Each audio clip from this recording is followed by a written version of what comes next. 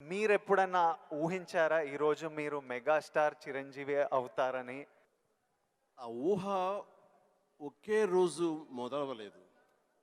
నా ఇంట్రెస్ట్ నేను అలా పెంచి పోషించుకుంటూ వెళ్ళే తరుణంలో నాకు కొన్ని విజువల్స్ అనేది నాకు కనపడుతూ ఉండేవి, ఊహించుకుంటుండేవాడిని.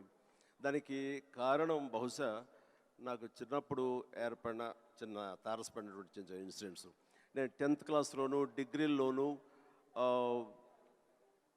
డ్రామాలు వేసినప్పుడు, కాలేజీ బెస్ట్ యాక్టర్ వచ్చినప్పుడు, స్కూల్ బెస్ట్ యాక్టర్ వచ్చినప్పుడు నేను నడుచుకుంటూ వెళ్తుంటే అందరూ ఇతనే ఆ సినిమాలో ఆ కథలు అవి ఆ నాటికలో చేసింది అది అని అందరూ పొగుడుతుంటే మొత్తం చాలా గర్వంగా ఉండేది.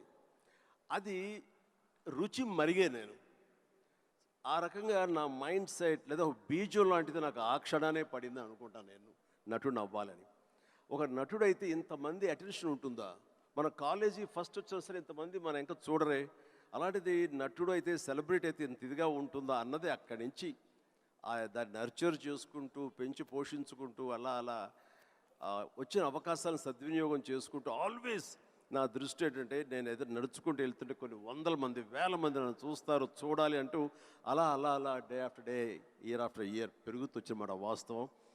సినిమాల్లోనే రాణించాలి, సినిమాల్లోనే ఉండాలి అంటూ నా ఇష్టదైవమైన ఆ ఆంజనేయ స్వామిని నేను స్మరించుకుంటూ ఆయనతో సంభాషించుకుంటూ ఆయనతో బేరసారాలు ఆడుతూ నువ్వు నన్ను ఆ పొజిషన్ తీసుకెళ్తే నేను నీ కోసం ఈ త్యాగాలు చేస్తాను, నీ కోసం ఇంత క్రమశిక్షణతో ఉంటాను, నన్ను ఆ పొజిషన్ తీసుకువెళ్ళు అంటూ నిరంతరం ఆయనతో ఇంటరాక్ట్ అవుతూనే వచ్చేవాడిని.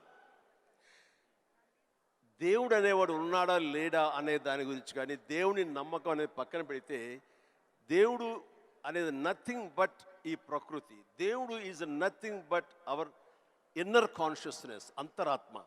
అంతరాత్మగా నువ్వు ఏదైతే ఫీడ్ చేస్తావో, ఏదైతే సో చేసుకుంటూ నర్చర్ చేస్తూ నీళ్లు పోసుకుంటూ పెంచి పోషించుకుంటావో, one day you have to attain that, you have to reach that goal.